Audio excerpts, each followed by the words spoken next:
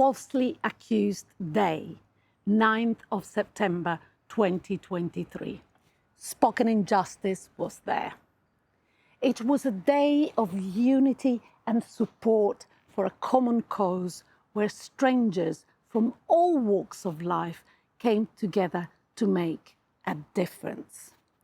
As the clock struck 2 p.m., the air filled with a sense of anticipation and excitement as volunteers wearing relevant T-shirts and displaying various logos and banners congregated on the Victoria Embankment in London.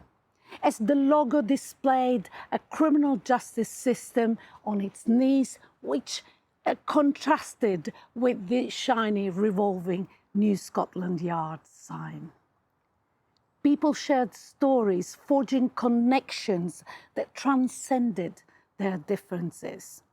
Anne Whitcomb was the first speaker, and she brilliantly synthesized what many could not as eloquently and forthrightly express. She condemned the shift of the presumption of innocence in sexual offences cases, which there's in certain cases, which is to say in cases of sexual assault, whether it be against an adult or against a child. In those cases, there is a predisposition to believe the victim. And yet, nobody is a victim and nobody is a perpetrator until the facts have been established. Yeah, definitely. And called for a rebalancing exercise, calling, for example, for anonymity to be applied to both accuser and accused, or to neither. And yet, many of those people, not all obviously, but many of those people are innocent. And we have always had in this country a very simple principle that you are innocent until you are proved guilty. And we must stick to that in all cases. It should either be anonymity for both the accused and the accuser, or for neither the accused or the accuser. But it shouldn't be weighted one way. No. She said that justice should never be a matter of statistics. The loud cheers which followed sealed her statement. And yet there is a huge imbalance in this country, which is driven by the need to change the statistics.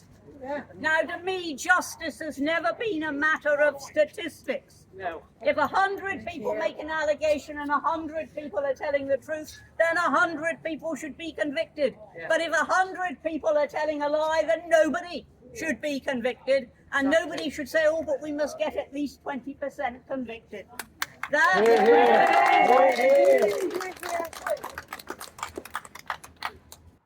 The message was also clear that real perpetrators do exist, and efforts to draw attention to false accusations should not detract from and should not minimize or discount the devastation that sexual abuse causes. Now, it is a terrible thing, and none of us would say otherwise. It is a terrible thing when either a woman or a child, or for that matter a man, is abused. That is a terrible thing, and we should never minimize it in our efforts to draw attention to what has become now a fairly rampant, almost an industry of false allegations. The peaceful demonstration concluded with a speech from Margaret Gardner, the director of the False Allegation Support Organisation, FASO. Thanks to her nursing background, she has worked tirelessly for the past 20 years to support those falsely accused. Yeah, all I can say is I'm there for anybody.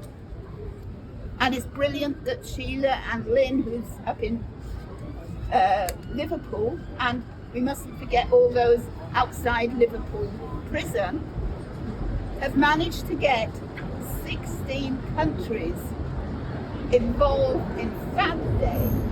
So we aren't Fab Day, we're International Fab Day.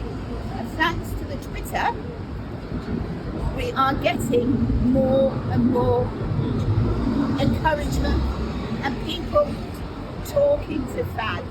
So hopefully this movement, which we now can call it, has been set up, and at last, because I've tried for 20 years, we are getting people together and putting our points out within the media, because unless we get plenty of people, the media is not going to listen, the courts aren't going to listen.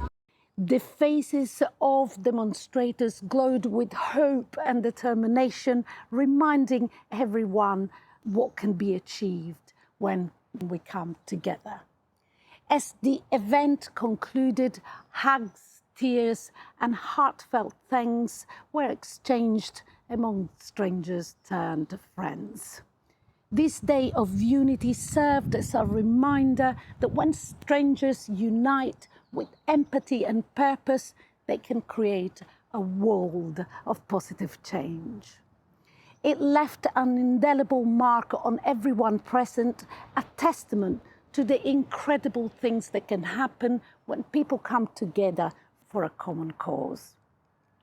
Join our efforts to raise awareness of the failures of the criminal justice system by joining our networking hub at spokeninjustice.net, and subscribe to this channel if you find it useful and inspiring. Thank you.